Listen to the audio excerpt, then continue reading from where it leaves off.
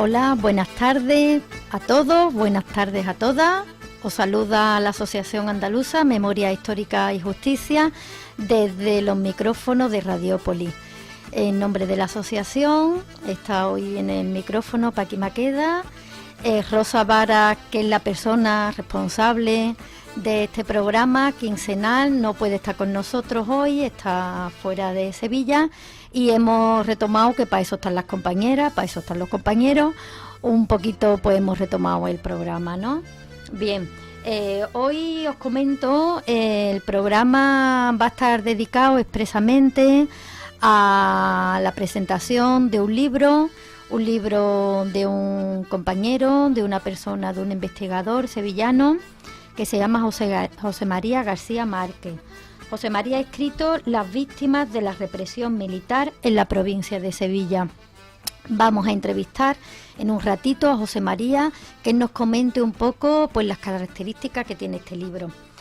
Y también en la segunda parte del programa vamos a presentar y va a estar con nosotros cantando Paco Narváez.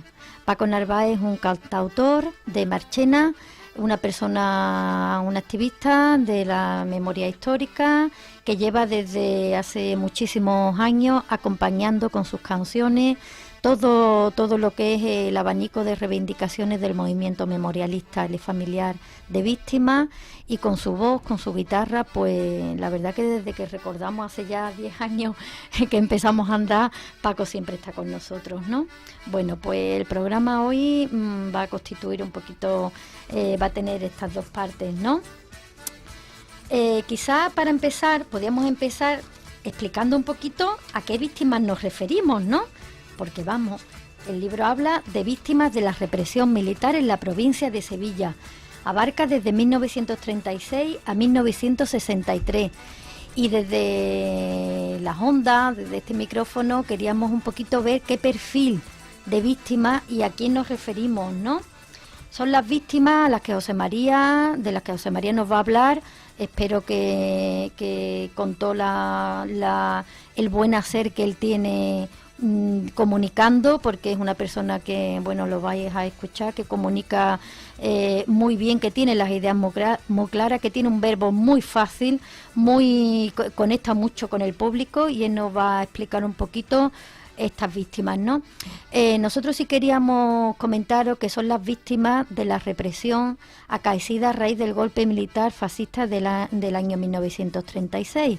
Son todas aquellas víctimas que están en las cunetas, enterradas en fosas comunes, de las que este país se ha olvidado. Son todas aquellas víctimas que sufrieron cárcel, que sufrieron exilio, que sufrieron tortura y que están olvidadas, como ya digo, por este país, ¿no?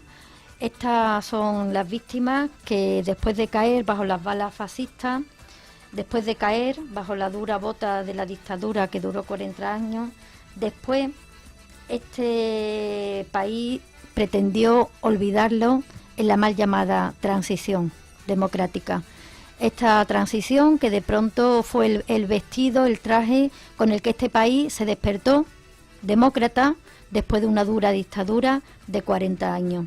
Un vestido que se puso cosido con hilos de olvido y, como no, de traición a la memoria de las víctimas que quedaban en las cunetas.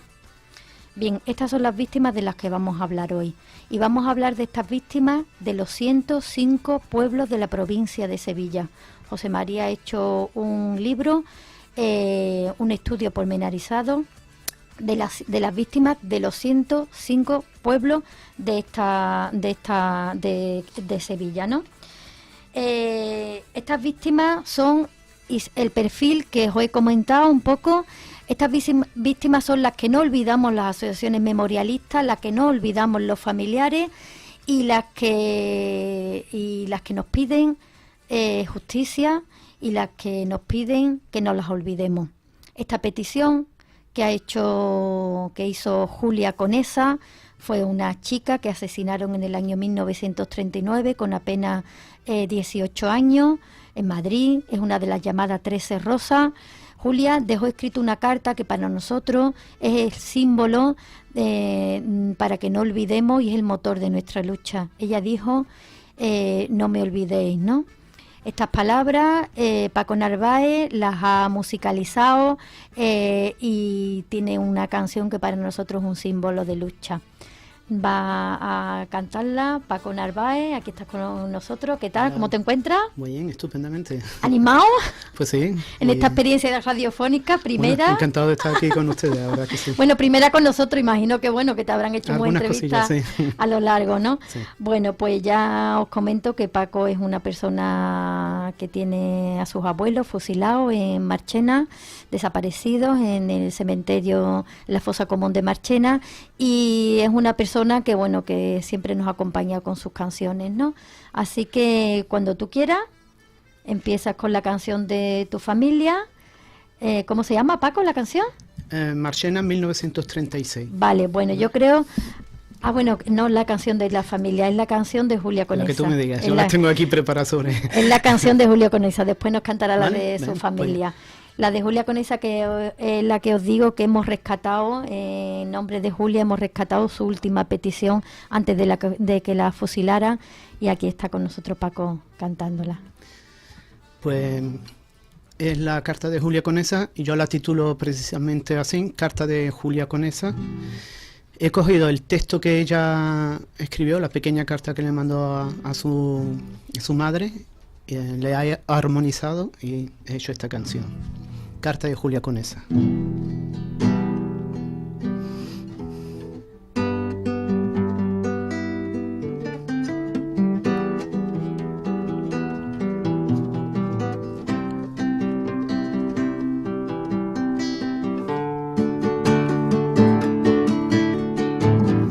Madre, hermano, con todo el cariño y entusiasmo. Madrid, 5 de agosto del 39. Salgo sin llorar, os pido hagáis lo mismo. Salgo sin llorar, cuidad a mi madre. Madre, hermano, con todo el cariño y entusiasmo. Madrid, 5 de agosto del 39. Inocente me matan hoy estos desalmados. Inocente muero y pido a mi gente que mi nombre no se borre en la historia. Que mi nombre no se borre en la historia. Me encontraré con mi padre y mi hermana, pero sabes que muero por ser honrada. Me voy al otro mundo, adiós madre querida. Ya no te volverá a besar más tu hija. Que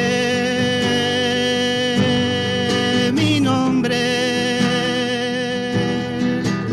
no se borre en la historia. Que mi nombre no se borre en la historia. A vosotras no os olvido, creedme. No lloréis ni tú ni mis compañeras. 19 años, me llamo Julia Conesa. Madrid, 5 de agosto del 39. Que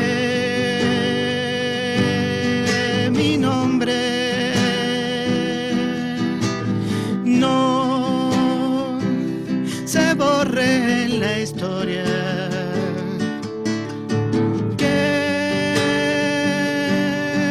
Mi nombre no se borre en la historia.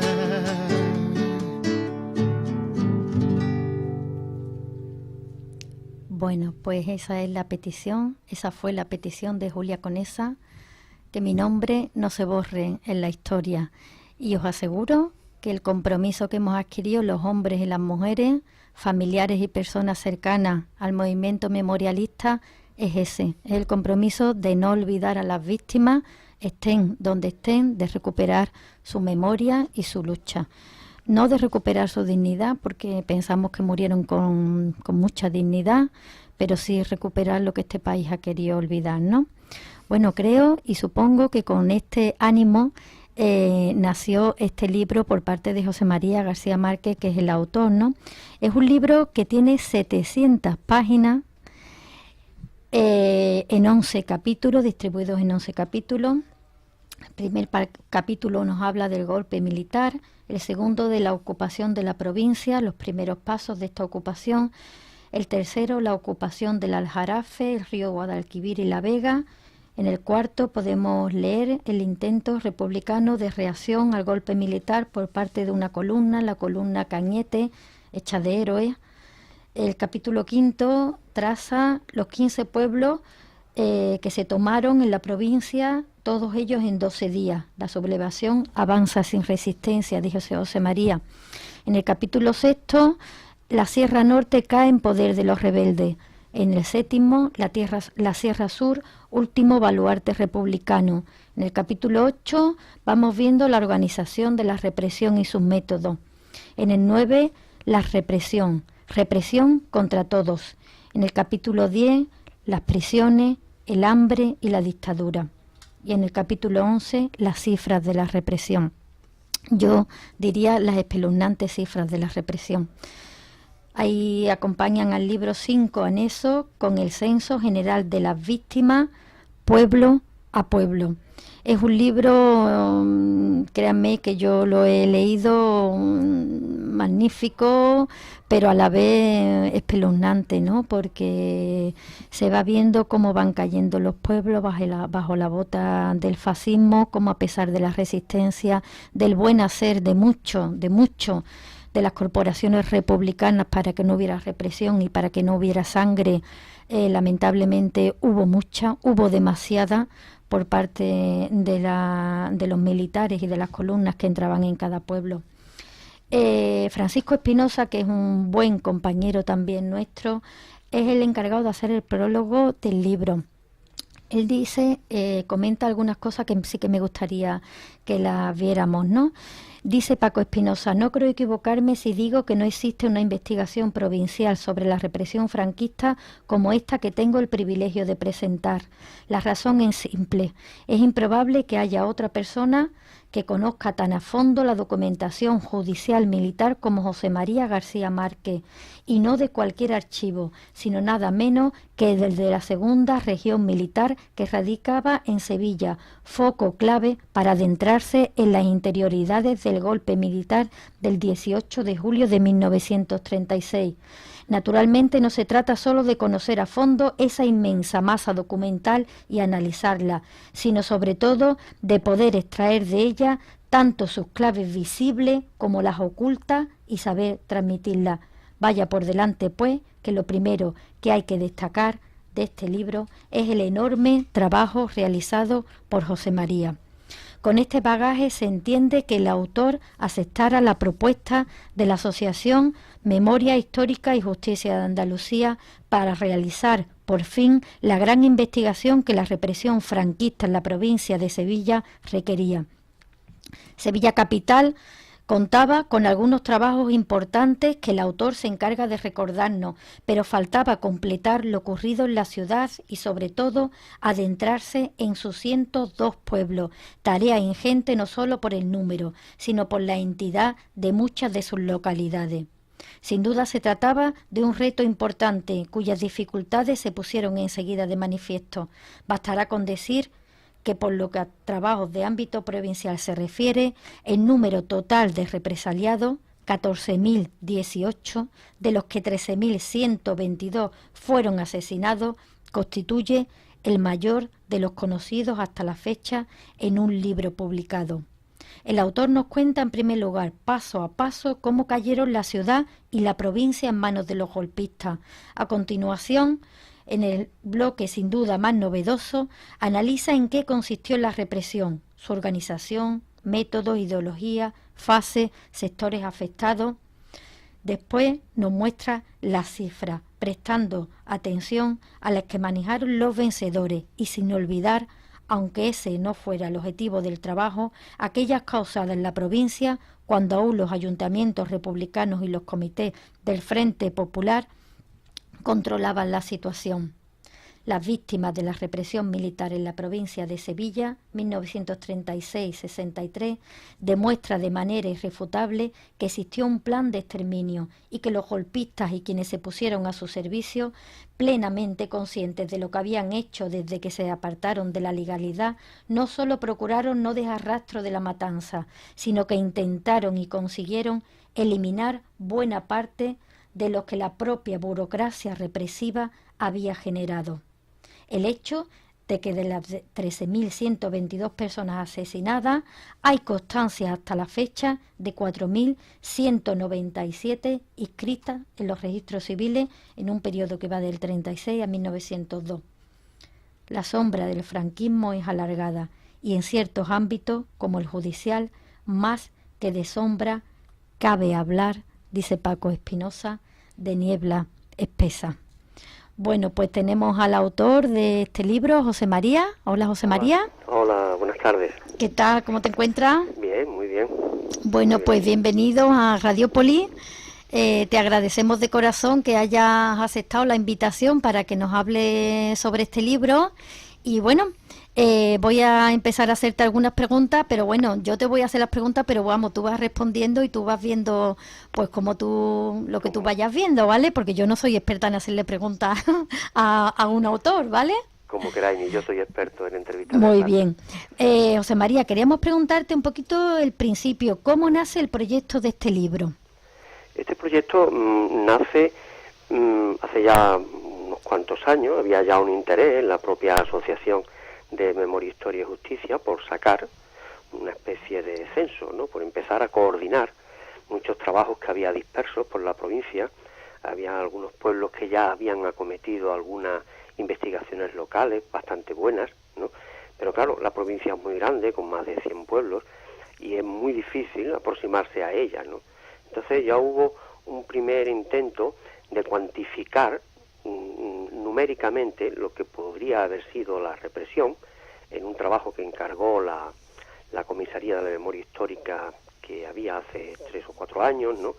Pero fue ya una decisión en firme de la asociación de encargarme el llevar a cabo este trabajo, ¿no? Este trabajo, en cierta forma, es un trabajo de coordinación, porque comprende muchos trabajos que ya habían hecho otras personas. Sí. Incluso hemos tenido que recoger testimonios y listas elaboradas durante años por algunos vecinos, gracias a los cuales se han podido recuperar nombres de los que no hay rastro alguno, ¿no? Uh-huh. Claro, ha habido que visitar muchos registros civiles, archivos municipales, el archivo militar, ¿no?, de Sevilla, pero en definitiva, pues yo creo que se ha avanzado en lo que siempre será un libro incompleto, uh-huh, y a su vez un libro sometido a permanentes modificaciones. Os uh-huh. pongo un ejemplo. Desde que el libro se ha publicado, yo todas las modificaciones que me llegan, ¿no?, bien de la asociación, de familiares, por un error, porque ese apellido no es así, es de esta forma, porque no tenía 20 años, tenía 25, porque no estaba soltero, era casado, porque murió en septiembre y no en agosto, cosas de este tipo, ¿no? Uh-huh. O datos, por ejemplo, de personas que ahí las damos como desaparecidas y resulta que una información familiar nos dice que no, que al final estuvo escondido, que luego se reintegró o que llegó al exilio, etcétera. Todas esas modificaciones las estamos haciendo continuamente para presentar una nueva edición actualizada, ¿no? Uh-huh. Y a la fecha, pues ya van más de 200 modificaciones de este tipo y además más de 200 nuevos casos identificados. Qué barbaridad, ¿no? Es decir, que es un libro que está siempre vivo, ¿no? Qué bien, qué bien. Pues eso es estupendo, porque además habla mucho de que los familiares de las víctimas sí que estamos dispuestos a que se conozca la trágica historia de los nuestros, ¿no? Claro. Oye, José María, quería yo preguntarte, ¿por qué escribir sobre la represión militar? A ver, ¿por qué? Porque la represión es militar. La represión está dirigida por militares, está organizada por militares, está alentada, está amparada. Ellos son los auténticos responsables y los que en todo momento controlaron la represión desde el primero al último de los casos. Y entonces eso es importante, destacarlo y argumentarlo y probarlo, cómo se llevó a cabo, para que se vean los papeles que llevaron a cabo cada parte. Es decir, hasta ahora siempre se ha hablado mucho de los falangistas en la represión, ¿no? O las milicias cívicas, ¿no?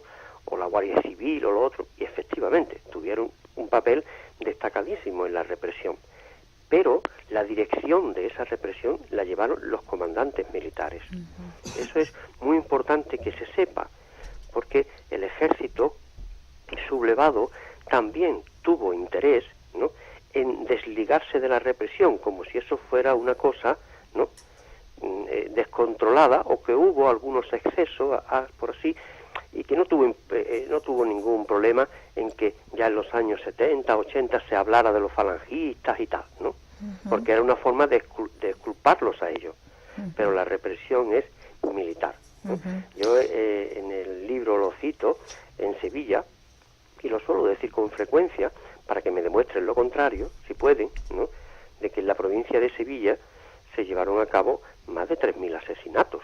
En la capital, en la ciudad de Sevilla, más de 3.000. Bueno, pues de esos 3.000 yo solamente he podido documentar a tres casos que se hicieran sin orden del delegado militar gubernativo. La prueba evidente, ¿no?, de quién dirigía la represión y quién la llevaba a cabo, ¿no? José María, tú también hablas en el libro de fases, ¿no? O sea, de cómo dentro de la represión había fases, ¿no? Lo que hay algunos autores que hablan del terror caliente, ¿no? De que cuáles son así por encima. Modo, las fases están muy bien diferenciadas unas de otras, ¿no? Por eso yo las diferencio a su vez, ¿no? Una primera fase que llamamos de ocupación, ¿no?, que es cuando se van ocupando no solo la capital, sino todos los pueblos, ¿no? Es la fase de la represión, sobre todo a cargo de las bandas armadas, de eso que llamaban las columnas del Ejército Nacional, ¿no?, que eran bandas armadas, ¿no?, sublevadas, que iban ocupando los pueblos unos detrás de otros, ¿no? Esa represión es la más difícil de cuantificar de todas, porque en algunos casos, ¿no?, hicieron verdaderas razias, hicieron asesinatos masivos que no podemos todavía hoy conocer la magnitud. En casos como Araal, como Morón, como Nutrera, tenemos La Campana, Constantina, Guadalcanal, tenemos unas dificultades enormes para conocer la represión que se hizo al ocupar el pueblo, cuando fueron agrupando a hombres por todos los sitios y los fueron eliminando masivamente, ¿no? Esa fase es la primera, ¿no? La segunda es una fase ya más pausada y más organizada. En cada pueblo nombran a un comandante militar, nada más que lo ocupan, y ese comandante militar, con el auxilio y la colaboración de las fuerzas vivas del pueblo, pues entonces ya va determinando a quién se va a asesinar. Van haciendo sus listas y se van a hoy 3, mañana 4, los otros 5, 2, 1, y así se sucede prácticamente hasta finales de octubre del 36. Luego decae y se vuelve a iniciar una nueva fase muy activa, ya por medio de consejos de guerra a partir de marzo del 37. Esos consejos de guerra serán espantosos en el año 37, se mantendrán durante toda la guerra, y cuando termina la guerra ya es otra nueva represión, que es la represión de los huidos, de los más de 20.000 sevillanos que huyeron a zona republicana. Esto cuando termina la guerra y son hechos prisioneros, la gran mayoría de ellos, y vuelven, ¿no? Hay una fase de represión a través de consejos de guerra sumarísimos que se prolonga hasta el año 43. Son miles de personas, ¿no? Y en el año 43 se une con otra fase más, que es ya la fase de la represión de la clandestinidad y la de la guerrilla, que llega hasta los primeros años 50, ¿no? Sin olvidar que la represión se mantuvo siempre, hasta que finalizó la dictadura, ¿eh? Pero la represión derivada de la guerra, del golpe militar, más o menos se lleva a cabo en esa fase. En esa fase. José María, tú también comentas eso que llamó mucho la atención, ¿no? De que no fue una guerra entre hermanos, ¿verdad? Que fue una lucha de intereses de clases, ¿no? En esta lucha de intereses de clases cayeron sectores, hombres y mujeres que trabajaban en sectores muy importantes, y además son sectores que engrosan un número importante, ¿no? ¿Qué sectores has identificado tú que cayeron en mayor cantidad, ¿no? Dentro de esta lucha, ¿no? De intereses que tú nos comentas. Obviamente el grueso de las víctimas son todos jornaleros y sus familias, vamos. Jornaleros, jornaleras, trabajadores del campo. Ese el gran porcentaje de la matanza son estos hombres, ¿no? Son estos hombres, porque son estos hombres los que se enfrentan, ¿no? Digamos, a través de la lucha sindical durante la República, ¿no? A lo que son los poderes de la derecha, ¿no? Los terratenientes y los empresarios, ¿no? Pues eso, con el apoyo mediático de los militares y guardias civiles y la iglesia, etcétera. Pero el grueso es eso, sin olvidar que aunque la mayoría eran jornaleros, braceros, trabajadores del campo, sí se reprimió a todos los sectores de la sociedad, ¿eh? Sí. Hubo maestros y médicos y abogados que también fueron represaliados, ¿no? También obreros, mecánicos, ajustadores, choferes. En el libro se detallan por las profesiones que se conocen y se puede ver que es un abanico general, aunque eso sí, el grueso son jornaleros y trabajadores del campo. Tú hablas también, José María, de algo que a mí me llama mucho la atención, que es muy hermoso el nombre que tú le pones, ¿no? De una rosaleda de mujeres asesinadas, ¿no? Porque estábamos comentando antes y hemos empezado el programa con el nombre de Julia Conesa y de su canción, ¿no? De la petición de que no se olvide la historia su nombre, ¿no? Tú hablas de una rosaleda de mujeres. ¿Fueron las mujeres, el colectivo de mujeres, fueron doble o triplemente represaliadas en la provincia? Bueno, yo la llamo una rosaleda porque aquí sería absurdo hablar de las 13 rosas, las 17, las 15, las 14, cuando ya son más de 700 las que se tienen identificadas, ¿no? Por eso es lógico llamar a eso una rosaleda, ¿no? De muerte, ¿no? Las mujeres tienen una represión muy parecida a lo de los hombres en un aspecto. Es decir, todas las mujeres que se distinguieron activamente en la lucha sindical y política, sobre todo en la lucha sindical, sí sufrieron una represión tan brutal, ¿no? Y tan medida y dirigida a ellas como las que sufrieron los hombres. Ahí se ve en las aceituneras sevillanas, en los grupos femeninos que operaban en diferentes pueblos, ¿no? Estas mujeres fueron represaliadas casi en su totalidad, unas asesinadas, otras condenadas, exactamente igual que los hombres. El problema es que junto a esa represión hay una segunda represión, que es por ser mujer de, hija de, madre de, hermana de o novia de, exclusivamente, ¿no? ¿De quién? Pues de dirigentes o izquierdistas señalados, ¿no? Que no capturaron. Llama la atención, ¿no? Los asesinatos que se llevan a cabo de muchas mujeres en pueblos donde no capturan a izquierdistas señalados, porque ya avanzado agosto los huidos eran cada vez más, porque sabían lo que estaba ocurriendo. En ese caso sí llama la atención como sus mujeres o novias o hermanas son asesinadas, ¿no? Hay que destacar también en la mujer otro aspecto muy diferente al de los hombres, de que la represión a la mujer es muy difícil, ¿no?, de documentar, porque su aparición en los registros civiles, aun siendo pocos en general los que están en los registros civiles, tú lo comentabas antes, 4.000 y pico de 14.000 documentados, ¿no? Pero la inmensa mayoría son hombres.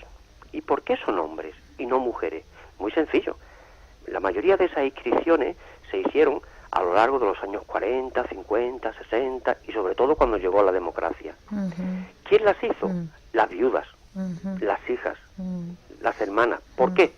Porque necesitaban imperiosamente ese certificado. Una mujer en este país, que no se olvide, no podía vender una casa sin la autorización del marido. Ni siquiera podía salir de viaje sin la autorización del marido. Para casarse una hija tenía que dar la autorización el padre. Para que el hijo no fuera a la mili por hijo de viuda, tenía que acreditarse la muerte del padre. Todo exigía la necesidad de un certificado de defunción. Y gracias a esos problemas se consiguieron inscribir a algunas personas, no todas, pero algunas. Pero las mujeres no hacía falta para nada inscribirlas en el registro civil. Eso trajo consigo que sean poquísimas las inscritas y que la mayoría de las mujeres que se conoce su asesinato es por información militar o por información de los archivos militares. Continuamente a mí lo que más me salen son mujeres. Hoy mismo una mujer me ha dado 2 nombres de mujeres que asesinaron 2 familiares suyas en Guadalcanal. Siempre me ocurre lo mismo, miro, no están, pues 2 más. Eso, continuamente aparecen más mujeres que hombres. José María, tú también hablas de una cosa. Tú dices que bueno, primero que no se puede equiparar la violencia de los 2 bandos, pero es que tú dices que no eran 2 bandos, ¿no? A ver, explica tú por qué los fascistas no... Lo del bando es un lenguaje ya adquirido, que se utiliza con mucha frecuencia, ¿no? Es un lenguaje deformado, ¿no? Que se habla, igual que se habla mucho de la guerra civil, y se habla poco del golpe militar, ¿no? Aquí en Sevilla no hubo guerra civil de ninguna clase, aquí no hubo guerra, ¿no? Aquí no hubo trincheras ni ejército enfrentado, ¿no? Ni mucho menos, hubo algunas escaramuzas, pero aquí no hubo guerra, ¿no? También se habla de que es una guerra entre hermanos y tal, son tópicos que se van adquiriendo, ¿no? Y se utilizan con frecuencia, ¿no? Y en el caso que me preguntas, es lo mismo, son tópicos que se van utilizando con tanta frecuencia, ¿no? Que parece que es normal hablar de 2 bandos. ¿Cómo vamos a hablar de 2 bandos? Aquí hay un bando, ¿no? Que es el bando legítimo de la República, que lo otro es una banda. Es que no se pueden equiparar las cosas, ni mucho menos. Es como llamar ejército nacional a lo que no era ningún ejército ni nacional. Que no lo era, es que no lo era en rigor histórico. Claro, lo que pasa es que decirlo hoy suena rarísimo, ¿no? ¿Cómo vamos a decir que el ejército nacional no era un ejército nacional? Pues mire usted, no lo decimos nosotros, es con el máximo rigor histórico. Las tropas estaban licenciadas por Azaña desde el 18 de julio. Todas las que se colocaran bajo los mandos sublevados. Desde ese momento no era un ejército, eran bandas. Pero ¿qué pasa? Los ganadores son también los que configuran la historia. Eso siempre ha sido así. La historia que conocemos de Alfonso X el Sabio está configurada en gran parte por él mismo, y la de Fernando III el Santo. No ha habido otras posibilidades. José María, tú también una pregunta muy directa. ¿Tú crees que después de terminada la contienda hubo paz, hubo piedad o hubo perdón, como pedía Azaña en un discurso muy conocido? No. ¿Crees que la hubo? ¿Qué va? Eso, en primer lugar, no hubo paz, hubo victoria, que es distinto. La paz no tiene nada que ver con la victoria. Y porque precisamente cuando termina la guerra es cuando se lleva a cabo la represión cuantitativamente más grande y cuando se llevan a cabo las depuraciones mayores. Es precisamente entonces. Y además cuando este país hacina en las cárceles a cientos de miles de personas, y las cifras no me las invento yo. El Ministerio de Justicia daba 270.000 en 1940, y ahí no se incluían las que estaban en los depósitos municipales y campos de concentración. La cifra, por supuesto, que era mucho mayor, ¿no? Eso ya había acabado la guerra. Ya no había enemigos que batir, pero sí enemigos que depurar. Fueron millares los consejos de guerra sumarísimos que se hicieron, y fueron millares las personas que se condenaron a muerte y se ejecutaron, como millares fueron las que murieron de hambre en las prisiones. De hambre. Eso fue otro arma, ¿no? De destrucción, ¿no? Que utilizó la dictadura. el alimento en la prisión estuvo dejado deliberadamente a cargo de los familiares, que eran los que llevaban la comida a los presos. Pero si el familiar no le llevaba comida a los presos, ese preso no sobrevivía. Las cifras de muertos en prisión son alucinantes. Son alucinantes. Las cifras que nosotros en la provincia de Sevilla hemos sacado 800 y pico, casi 900, ¿no? Pero sin embargo, no conocemos otras cifras, que tan solo las hemos apuntado, que son los que mueren inmediatamente después de salir, en los siguientes días y semanas del estado en el que salen. Y muchos incluso echados de la prisión para que se mueran fuera. Porque las cifras de mortalidad en 1941 y 42 son escandalosas. Si nos vamos a campos de concentración, tenemos también cifras que llaman la atención, que son cifras similares a los porcentajes de algunos campos nazis, que en el campo de concentración, en el campo de Las Arenas, de la Algaba, había unos 300 y pico de reclusos allí encerrados, y de esos mueren 144, la mitad de hambre. Esas cosas hay que denunciarlas y sacarlas a la luz. Y también, José María, no solo presos, ¿no? Porque la población también, en los años del hambre, como se conoce todavía, ¿no? Mi padre todavía habla de aquella época, ¿no? La población cayó también como, bueno, ahora, como se llama ahora, ¿no? Daños colaterales, ¿no? Pero también cayó en una dimensión y con una brutalidad, ¿no? Tremenda, de hambre, ¿no? Muertos de hambre. Claro, y ese sería el gran estudio pendiente a hacer, lo que es las consecuencias del llamado año del hambre, que no es un año, son varios, ¿no? Y el efecto que eso produce precisamente en el mismo sector de la población, ¿no? En Sevilla la mortalidad rebasa los 12.000 personas. 12.000 personas muertas de hambre. Sí, vamos, como consecuencias del hambre. El diagnóstico del hambre, cuando una persona muere no ponen que ha muerto de hambre en el registro civil, ni mucho menos, ponen una causa final de parada cardíaca. Solamente en algún pueblo hemos encontrado en los registros civiles inscritas a personas muertas de hambre. También cuando van recogiendo por los caminos, debajo de un puente, hay una cuneta, hay muchas personas sin identificar muertas de hambre que las van recogiendo. Algunos de ellos sí están debidamente inscritos, pero será un trabajo muy complicado saberlo. La mortalidad fuerte no es durante el golpe militar del 36 al 39. La mortalidad fuerte es entre el 40 y el 42. Ahí son millares y millares de personas, ¿no? Millares. Y ahí, desde luego, entre los muertos, ahí no hay falangistas, ni militares, ni guardias civiles, ni curas, por hambre, Eso no. El hambre es para los mismos, que fue la represión. Bueno, pues José María, se nos agota el tiempo. Yo te agradezco mucho tus palabras, tu compañía. Nos vemos en la presentación de tu libro en el próximo pueblo que vayamos. Y nada, salud y memoria. Vale, pues muchas gracias a vosotros por esta ocasión. Vale, gracias, José María. Hasta luego. Gracias, hasta ahora. Bueno, pues terminamos la entrevista con José María. Yo siempre digo de José María cuando lo suelo presentar, hacemos la presentación en los pueblos.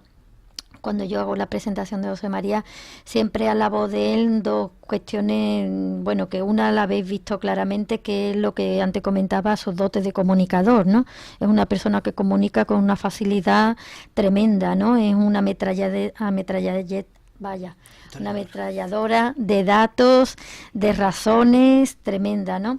Y después, bueno, José María siempre ha colaborado con nosotros desde la página de Todos los Nombres, y es de los historiadores que, bueno, en cuanto un familiar nos pregunta algún dato y se lo remitimos a su correo, en menos de 24 horas siempre contesta, ¿no? José María, el trabajo para él que estamos haciendo desde las asociaciones es muy importante, él lo valora mucho y, bueno, y nosotros le agradecemos desde este micrófono y cada vez que hacemos la presentación también su compromiso con la memoria, ¿no? Bueno, pues vamos a seguir con Paco Narváez, que nos va a cantar una canción. ¿Qué nos vas a cantar, Paco? ¿Te parece la de tu...? Pues como la memoria histórica, tú sabes, está ubicada en cada pueblo, ¿no? Yo creo que si me permite hacer un comentario sobre memoria histórica, pienso que Por favor. pienso que va a pasar como con las tablillas cuneiformes de los sumerios, ¿no? Cuando conquistaron Sumeria, pues para eliminar la memoria de ese pueblo, tiraron las tablillas que eran de barro al fuego, y ese fuego coció las tablillas y han sobrevivido miles de años, ¿no? Y hoy en día los sumerios es el pueblo más conocido, ¿no? En cada pueblo hay un historiador haciendo memoria histórica, y dentro de unos años va a ser la época más estudiada, ¿no? Ese es mi pensamiento. Entonces, dentro de lo que yo aporto, una canción que titulo Marchena 1936, y cuenta lo que sucedió con mis abuelos.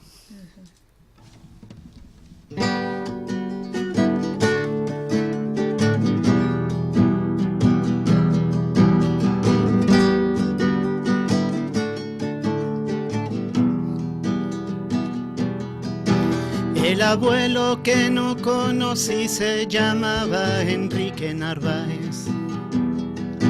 A mi abuelo le hirieron de muerte en la calle San Sebastián, defendiendo la democracia frente al avance franquista. Entregó su humilde vida para la libertad. Que nadie diga que esto es remover el pasado. Que nadie diga que esas heridas ya se curaron. Enterrando las balas pensaron que quedarían mudos, pero fueron semillas y aquí estamos, el fruto maduro.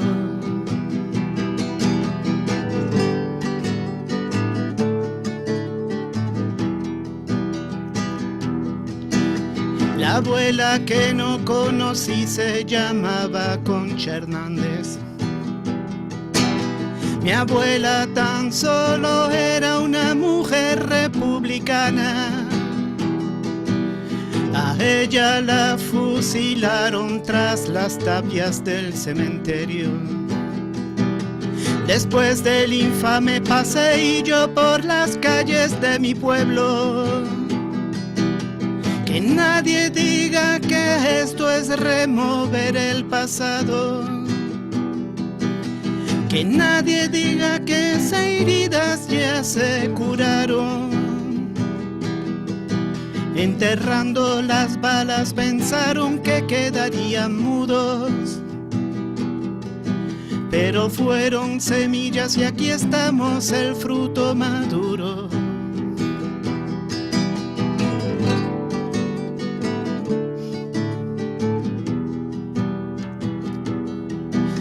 Mi padre y su hermano ni siquiera pudieron huir. Se quedaron como alimento para los vencedores. De sus débiles carnes yo no puedo imaginar el dolor, soportado hasta que por fin pudieron salir de aquí. Que nadie diga que esto es remover el pasado. Que nadie diga que esas heridas ya se curaron. Enterrando las balas pensaron que quedarían mudos, pero fueron semillas y aquí estamos, el fruto maduro. Pues aquí estamos, el fruto maduro, el fruto de aquellos hombres y mujeres. Del libro de José María escribe lo siguiente de Marchena, del pueblo donde eran los abuelos de Paco y de donde él mismo es y vive, ¿no? Dice, importante villa de 17.523 habitantes y ocupadas por fuerzas procedentes de Écija y Guardia Civil y derechistas el 20 de julio del 36, con resistencia por parte de los trabajadores. La información de los represores a orden público señaló ningún fusilado y 198 desaparecidos, que se correspondían con las víctimas ocasionadas en la población. A esa cifra habría que añadirle como mínimo 5 ejecutados por Consejo de Guerra en Sevilla y Granada y un muerto por la Guardia Civil en 1949, lo que deja constancia de la magnitud que alcanzó la represión. Una paciente y detallada investigación del historiador Javier Gavira Gil ha permitido conocer la identidad de casi todas las víctimas. Asesinados por bandos de guerra, 180. Desaparecidos, 2. Ejecutados por sentencias de Consejo de Guerra, 5. Muertos, 1. Muertos por Guardia Civil, 1. Total, 189.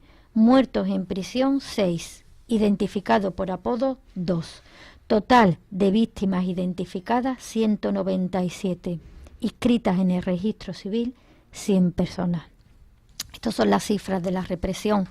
Las cifras de la represión que tienen ejecutor, que tienen culpable y que tienen responsable. No olvidemos, lo ha dicho muy claro José María García Márquez, que la represión fue orquestada y dirigida por militares. Dentro de del cuerpo del ejército, que no tiene nada de nacional, también nos lo ha explicado José María, había una figura que para nosotros es una figura especial. Es una figura especial porque lo hemos denunciado como criminal de guerra. Es una persona que desde las ondas de Radio Sevilla, ya en el 36, instigaba al asesinato de personas, a la violación de mujeres, a la conquista de pueblo a pueblo, que vayan preparando sus mujeres, las mujeres de Montellano, dijo, los mantones negros, porque vamos a matar a los hombres que se opongan a la entrada de nuestras tropas, ¿no? Nos estamos refiriendo, como no, a Gonzalo Queipo de Llano. Paco Narváez le tiene una canción a este señor. Yo sé que ustedes saben, porque a estas alturas sé que Sevilla lo sabe, que este señor está enterrado en la Basílica de la Macarena, junto con su esposa, su señora esposa, doña Genoveva, y junto con Borque, que también está enterrado allí, que era el auditor de guerra, también otro que le sigue los pasos a Queipo de Llano, ¿no? Allí está enterrado este señor. Nosotros no nos vamos a meter con los muertos que tiene la iglesia, que entierra la iglesia, porque yo creo sinceramente que eso define a la iglesia, el tipo de personas a las que entierra las define. Pero Paco tiene una canción que para nosotros también es un canto de denuncia, sobre todo hacia esta persona, y nada, Paco, la vas a cantar, ¿no? Sí, pues te explico, esta canción la hice porque, bueno, tengo amigos que son creyentes, incluso católicos, y no entendían cómo la iglesia amparaba a esta figura tan, bueno, el carnicero de Andalucía, ¿no? Entonces, pues, hice esta canción como explicando que yo, como ateo, digo, ojalá existiera Dios y pusieran a estas personas, a este asesino en su lugar, ¿no? La titulo Plegaria en la Macarena.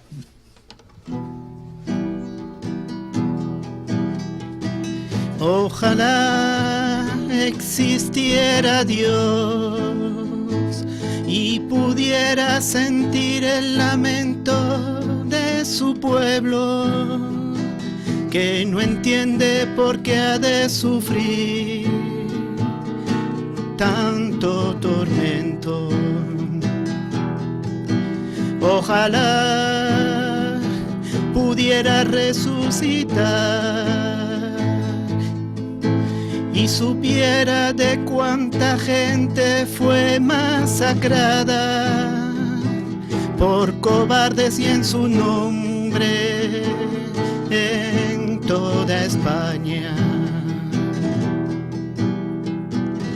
Ojalá llegarán 12 hombres con pasión, con arrojo, con valentía, para gritar la verdad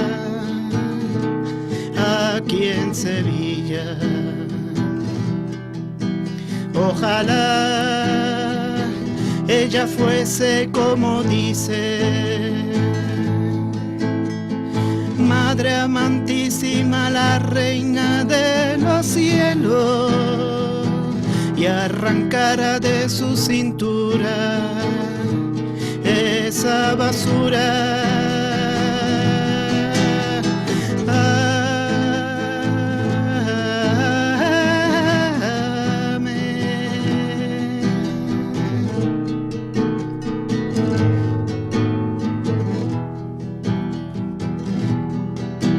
Ojalá tuviera un castigo, un infierno de fuego, azufre y alma en pena, en vez de descansar en paz en la Macarena. Ojalá existiera Dios y escupiera de su suelo al indigno carnicero de Andalucía, ese asesino.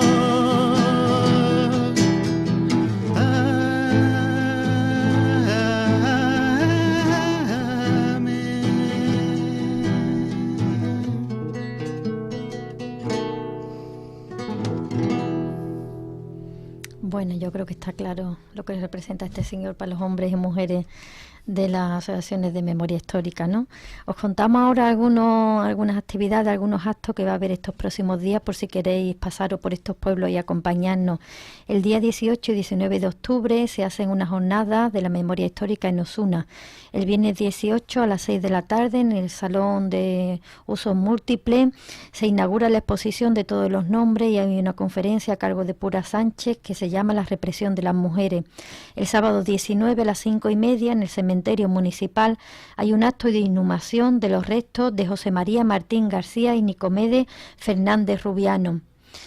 Son dos personas a las que se ha exhumado de una fosa común y por fin los restos han vuelto a la familia y van a ser enterrados en este cementerio municipal de Osuna. A las 8:30 en el salón multiuso hay una conferencia que se llamaría Movimiento Memorialista y Proceso de Exhumación de la Fosa del Álamo. El día 26 de octubre a las 6 de la tarde en el Salón del Centro Social del Castillo de la Guarda se presenta el libro República, Sublevación y Represión en el Castillo de la Guarda por el autor José María García Márquez, la persona que hemos entrevistado antes. Y el 5 de noviembre en Marchena, en la sede de la asociación DIME, se presenta el libro Consumatum Est. También es el autor José María García Márquez y lo presenta con él Miguel Guardado. Organiza DIME, Asociación Memoria Histórica de Marchena. Y queríamos terminar ya, si nos dan 2 minutitos, con un poema que se llama Las mujeres de los rojos. Está dedicado a todas aquellas mujeres que fueron víctimas durante tanto tiempo de la represión y que supieron mantenerse en pie y luchar. La autora se llama Consuelo Ruiz. Quisiera escribir un himno a un pobre racimo humano, las mujeres de los rojos que en España nos quedamos, para las que no hubo escape, para las que no hubo barco, las que nos quedamos solas con sus hijos en los brazos, sin más sostén ni más fuerza que el que daba al estrecharlo, como prendas de un amor contra nuestros pechos flácidos. Todos perdimos la guerra, todos fuimos humillados, pero para las mujeres el trance fue aún más amargo. Largas colas en Porlier, con nuestros pobres capachos, caminatas bajo el sol, con los pies semidescalzos, caminatas sobre el hielo, tiritando en los harapos, largas, duras caminatas en busca de algún trabajo, cansancio y humillación si lograbas encontrarlo. Y si no lo conseguías, humillación y cansancio, por el pan de nuestros hijos, siempre un combate diario. Esos días siempre sola, esos días largos, que fueron semanas, meses, que duraron tanto, que entre dolor y entre lágrimas se convirtieron en años. nuestros hombres en la cárcel, nuestros hombres exiliados, nuestros hombres cada día cayendo como rebaño, en manos de furia ciega, de matarifes fanáticos. Las mujeres seguimos a nuestro modo, luchando, y esa guerra, solo nuestra, esa guerra la ganamos. Los hijos de nuestros hombres quedaron en nuestras manos y supimos inculcarles un culto casi sagrado por los nuestros, los ausentes, los padres que les faltaron. Se los pusimos de ejemplo porque siguieran sus pasos y logramos convencerles de que eran buenos y honrados, aunque en la calle, en la escuela, le dijeran lo contrario. Éramos pobres mujeres y supimos elevarnos sobre el dolor, sobre el miedo, sobre el hambre y el fracaso. Y criamos nuestros hijos dignos de sus padres, bravos, serios, dignos, responsables. Los íbamos cultivando, pilares para un futuro que aún parecía lejano y en el que siempre creímos, con los puños apretados.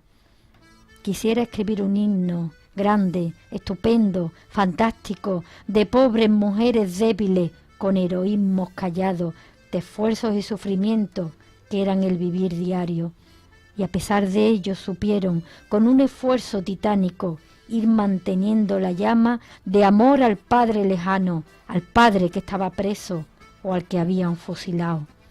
Yo quisiera, a voz en grito, poder entonar un cántico que dijera todo eso, que bastante hemos callado. Las mujeres de los rojos, que en España nos quedamos, creemos tener, al menos, el derecho de contarlo. Salud y memoria, compañeros.